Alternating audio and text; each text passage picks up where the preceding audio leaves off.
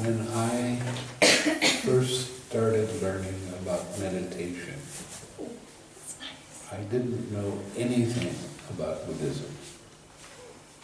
Okay, I just wanted to learn about meditation. And what happened was, this was in the early 70s. There was a lot of Indian, quote, gurus that were coming to the country and they were teaching meditation, but anytime I went to them and asked them how to do it, they couldn't tell me. So I started searching more and more, and I finally ran across one book that gave instructions that actually could be followed. And that was a book from Mahasi Sayadaw. Because I was completely ignorant of Buddhism, I thought that any book on Buddhism was going to give me information. And I found out that a lot of books on Buddhism gave me disinformation more than information. So when I finally started teaching after doing a lot of meditation, I started telling my students, when you come to me and you want to practice meditation, you have to stop reading everything. That means newspapers, that means anything to do with meditation, especially don't read those kind of things, because that's just going to cause you to get more confused.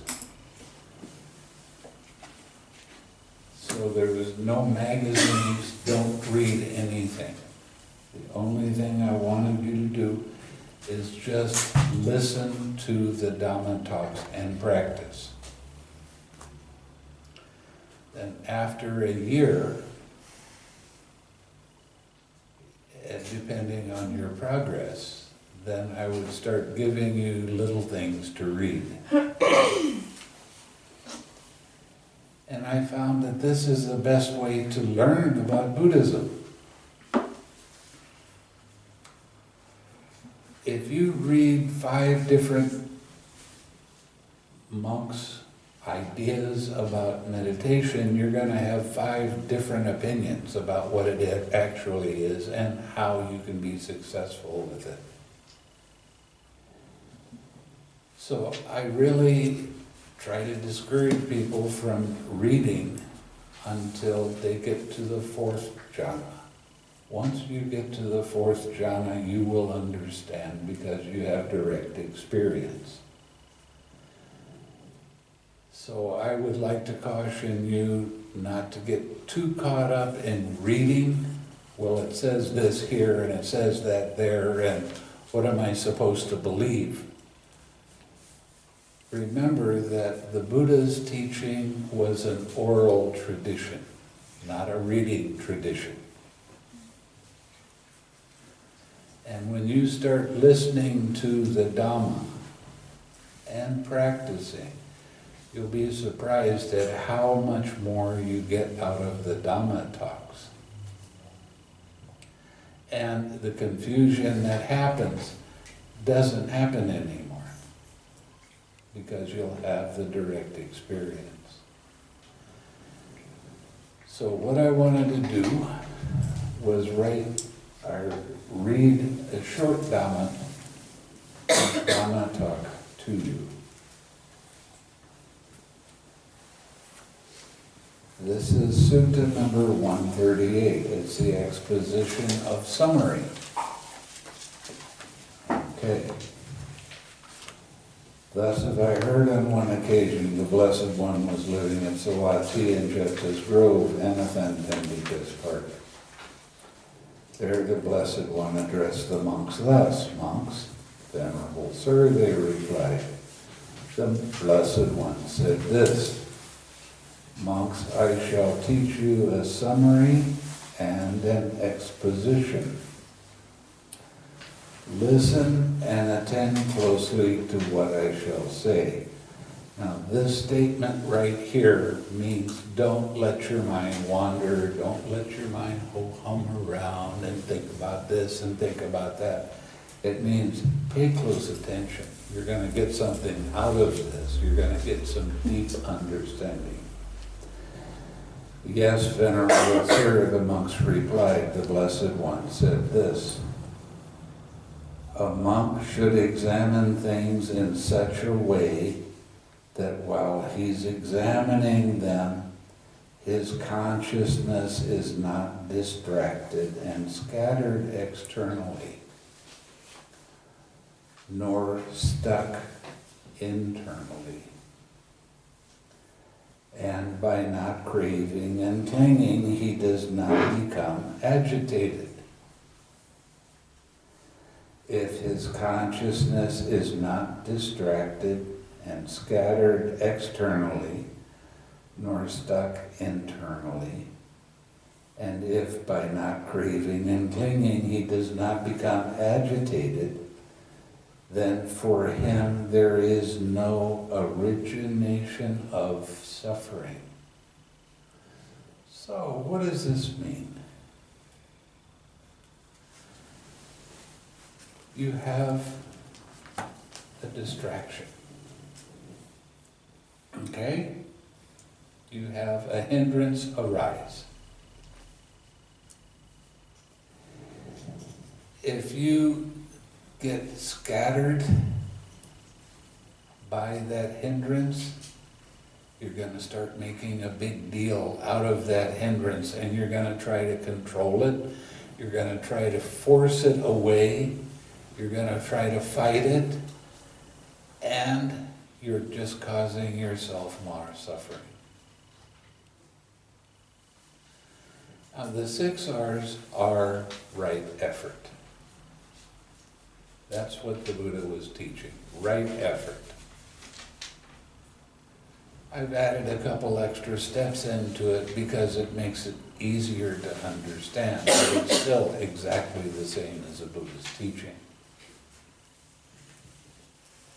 So, the release step. You recognize and release. That's where a lot of people get screwed up,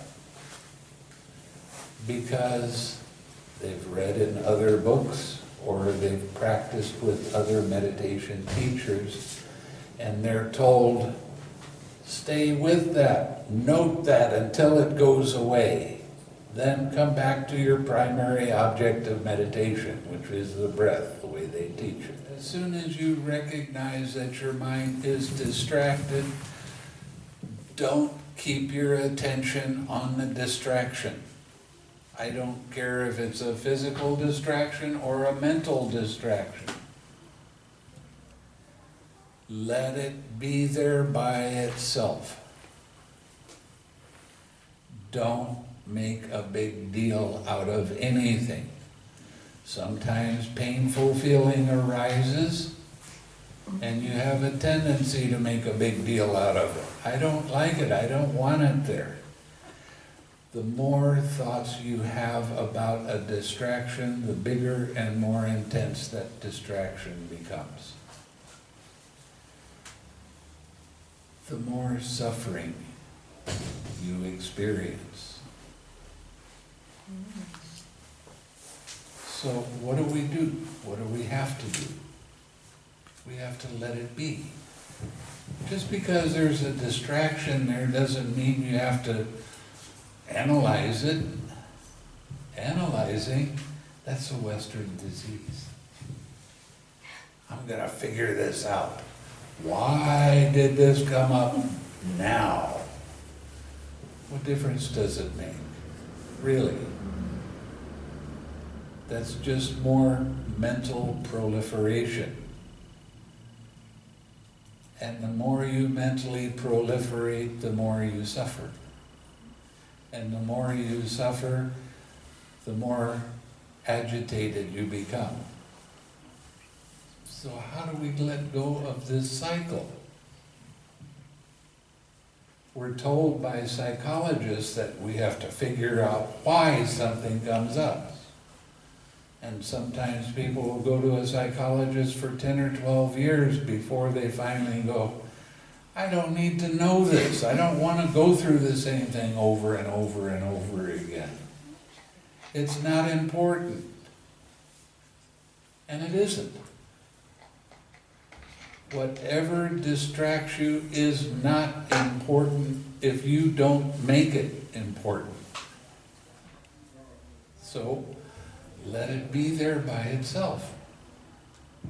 Don't make a big deal out of anything that pulls your attention away from your object of meditation.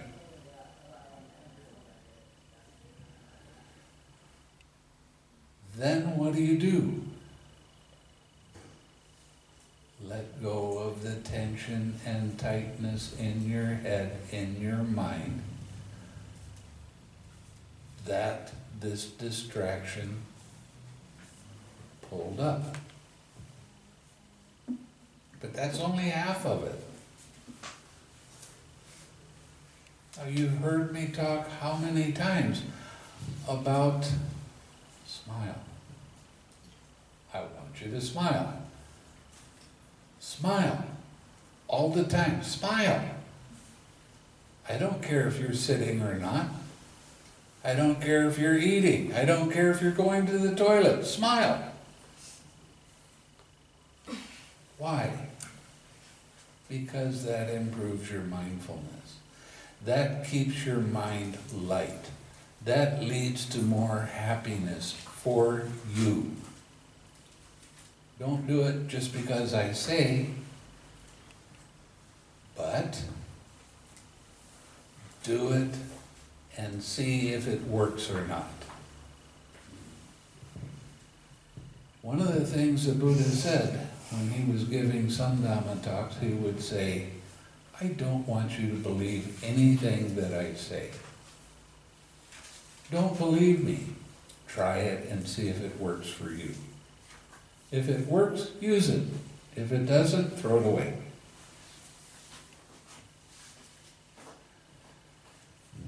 Now, one of the things that seems to be coming up is that you hear the instructions and then you start going, yes, but.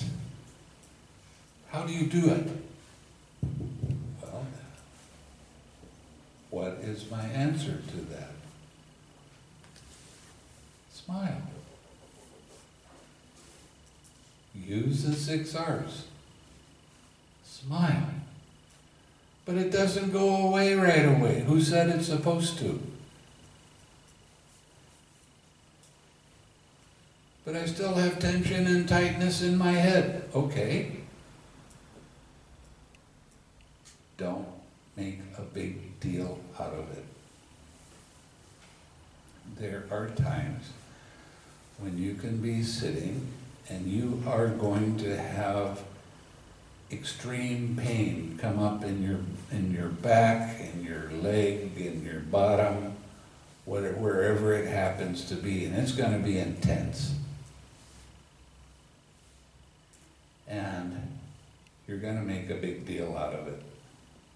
I don't like it. It turns it into an emergency, and I got to get up. I can't stand this pain. But what are the instructions? Don't move. Oh, but I just can't stand this pain. It hurts so bad.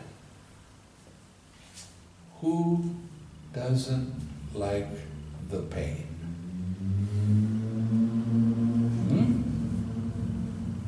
I don't. I don't want this pain around. Who is making a big deal of the pain?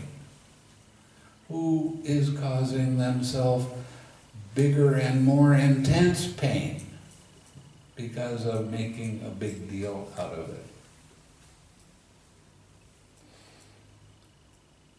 What are the instructions? Recognize when you have a distraction. Release the distraction. What does that mean? Does that mean keep your attention on it and fight with it? No, it means don't keep your attention on it. If you keep your attention on a painful feeling, you are feeding that painful feeling, and it's going to get bigger and more intense. You're feeding it with your attention. You make a big deal out of it. It gets worse. I understand this very well. Why? Because I had a teacher that didn't tell me what to do with this kind of pain when it came up. I had 15 years of intense pain. It wasn't always there, but it was there enough that it really distracted me. It felt like somebody took a knife and put it in my arm and pulled it down, and then they turned it. And it got so bad that I couldn't even pick up my hand.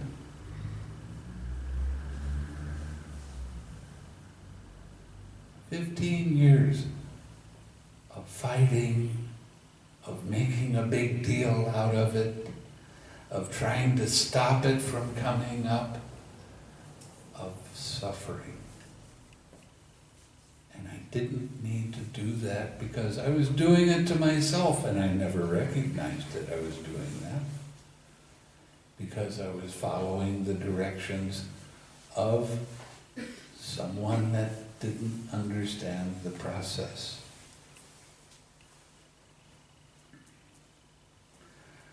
When I finally started understanding that what I had to do, this pain would come up, I finally saw that it wasn't a physical pain, although it really felt like it was physical, but it was a mental pain.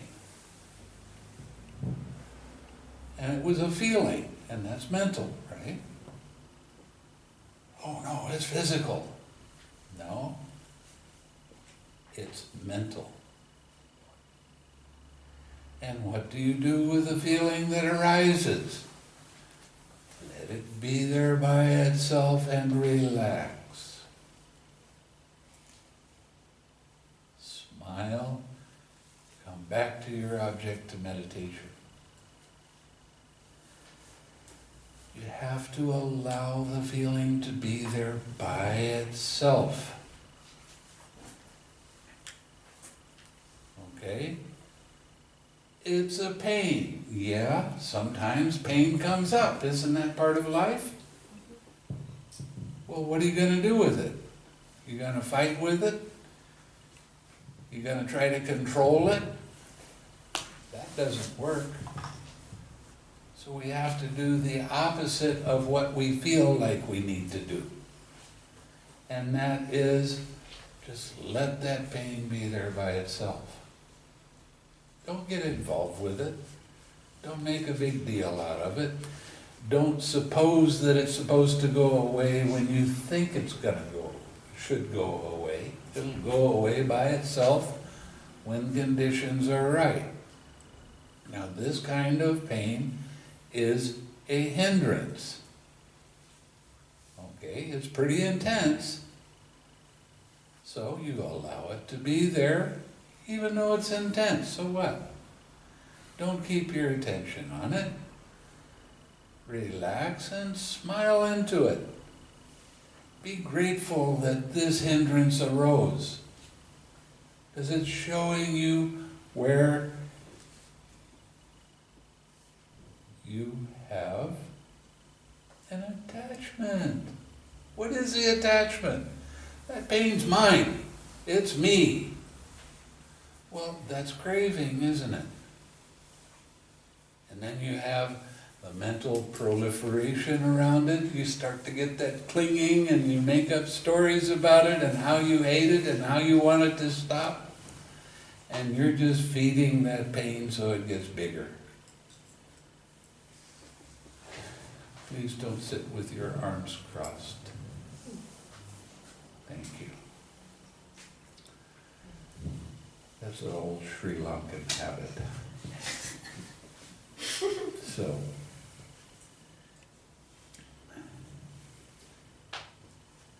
the more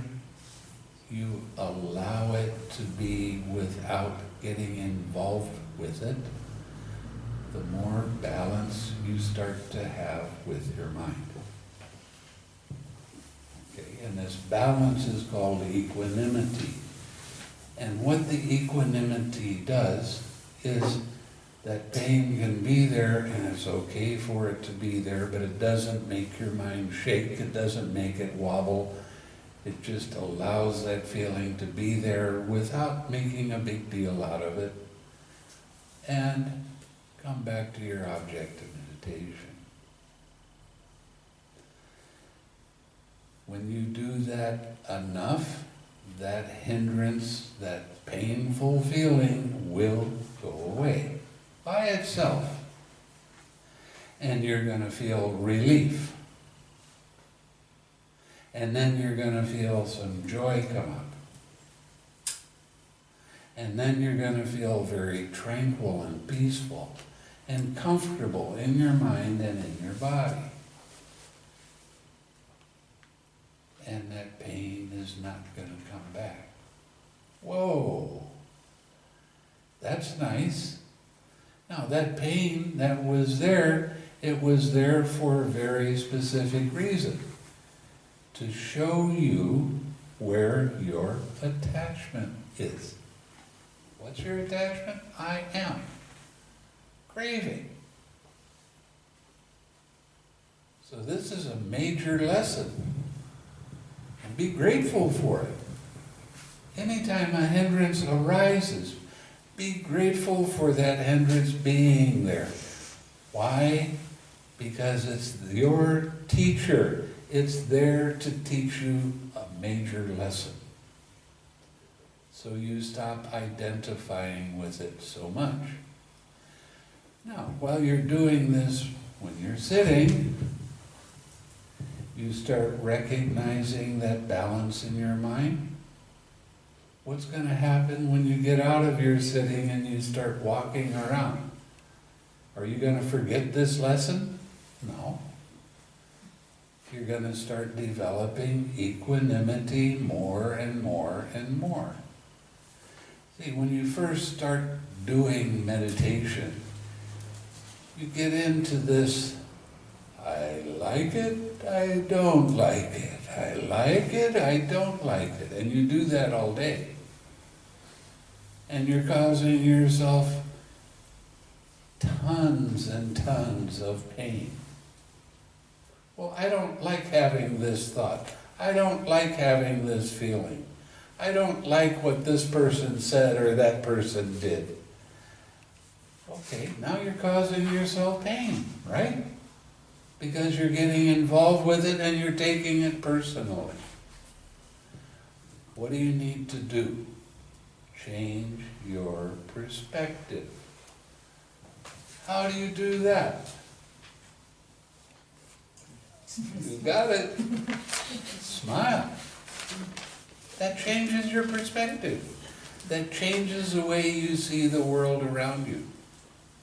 And you don't have this roller coaster ride of like and dislike. As you get more and more used to changing your perspective, to letting go of these things that are really troublesome at the time, this emergency, then what happens is you start to have this kind of action-reaction to things. It's not going to be the ups and downs that are so terrible. You'll be able to sleep better. You'll be able to be more efficient with what you're doing while you're doing it. See, that's some of the advantages of learning to do the meditation that works all the time. I practiced for 20 years a meditation that only worked part of the time.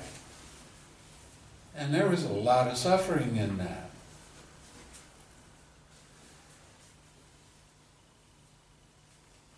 I was told that I'm kind of a joker sometimes, and I like to make people laugh. And I would be at a retreat and I would see somebody that was really suffering, And I'd walk up to them and I'd get about that far from their nose and I would go, boo. And that would shock them. And then they would laugh. And then their mind became peaceful and calm. But I got told that do not do that. You're not supposed to have fun when you're meditating. Wait a minute. Why not? Does that mean I can't have fun in life? Well, not when you're doing certain kinds of meditation. Everything is suffering. Everything. And you wind up with a hard mind that's very critical. That's not much fun. That's quite painful. And you wind up getting in arguments with other people about the meditation that they're doing. You have no idea what you're talking about. The meditation that you're supposed to be doing is like this. And this is the only way. I love that statement. Well, after 20 years of arguments and fights and not really understanding how mind worked, then I started finding out that the Buddha didn't necessarily teach that. The Buddha is very clear with his teaching.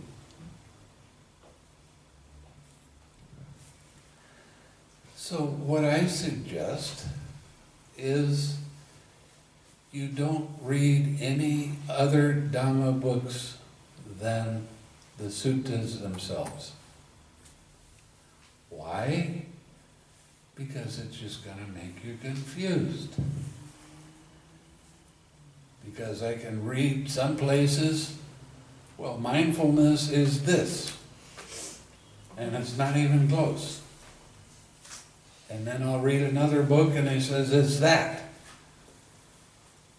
Mindfulness, that word is so confused in America that there was a man that he got a hold of 3 or 4 teachers. And he said, we're going to sit down and talk about mindfulness until we understand what it is. So the interviewer would ask this teacher, and then they'd ask that teacher, and then another, and then another. And then they'd get into it, and they'd argue with each other. And at the end of the article, the writer said, well, I guess we're going to have to ask this question of some other teachers because nobody seems to know what mindfulness is. It's a word that everybody is supposed to know the definition of, but nobody gives you a definition.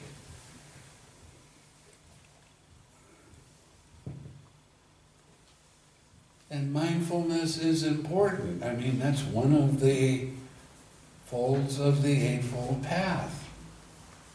And it's mentioned a lot in the suttas, so we have to have definitions. There's a lot of words in the suttas that you can't look up in a dictionary, because it doesn't mean the same thing. So I'm giving her the job of making a dictionary. Oh, is that why you called me in here? Okay. I was fooling around with this, you know, and looking at the problems, and just trying to look at if that was a good idea. But some professors told me it was a badly needed idea. So far, it's like the definitions we need to really pay attention to: meditation, mindfulness, concentration. Where is access concentration? Where is neighborhood concentration? What does nimitta originally mean? Hindrances, the handling of the hindrances, the Four Noble Truths, the right effort, which is almost totally lost in definition. You can ask monks, start asking monks, what does does right effort mean? And see what they say. And they're going to tell you it means work harder, persevere, put more effort into it. That's not what it is at all. You see the problem? Delusion, atta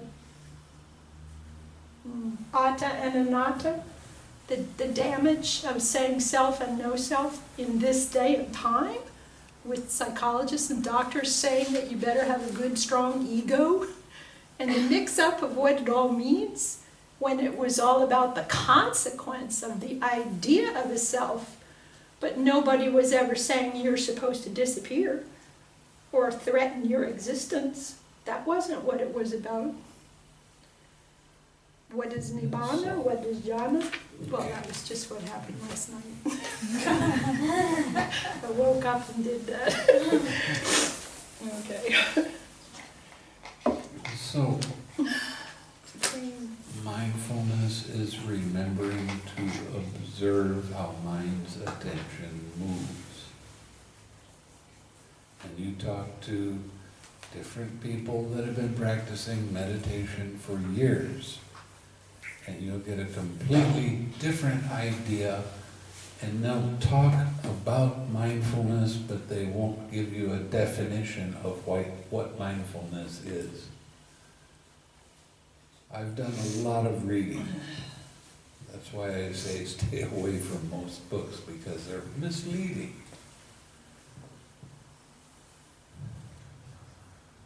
This definition that I just gave you works 100% of the time. Why does it work? Because it allows you to investigate more deeply how distractions arise. And why do you need to know that? Because when you start seeing how distractions arise, what happened first, what happened after that, you're going to see that this is part of a process that is impersonal. Doesn't have anything to do with me or mine. So it's a real necessary part of the practice to look more deeply, but don't look with a scattered mind, because that'll just make you agitated. That'll make you more lost.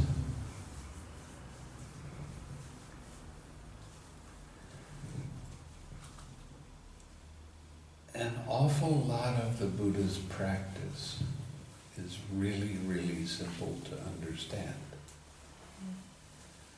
But we don't like simple, we like complicated. And then when you hear a simple explanation, your mind goes, no, it can't be that. It's too easy. Now, I keep on stressing, smiling, because it improves your mindfulness. It improves your sensitivity to what mind is doing in the present. Okay, this isn't a maybe. This really does work this way. But you have no idea how many times I've been scolded by monks telling me that the Buddha didn't say anything about smiling, except when he did. Oh, I've been around scholars all my life. We never smile. We have this critical mind. We have this mind that says, no, it has to be this way, because I read part of one sutta and that's what it said, instead of reading the whole sutta. It really makes a difference. Now, what I just started reading to you was a very short thing that the Buddha said to the monks. And what is the problem with that? The monks, they heard what the Buddha said, but he gave this short explanation, looked around, the monks didn't say anything, so the Buddha said, "Oh, you understand, okay, I'm out of here," and he left. And then the monks are going, "I wonder what that meant. Who can we get to explain it to us? We don't want to disturb the Buddha, he's in his own cabin, don't bother him now." So they went to another monk that was very famous, Mahakachana.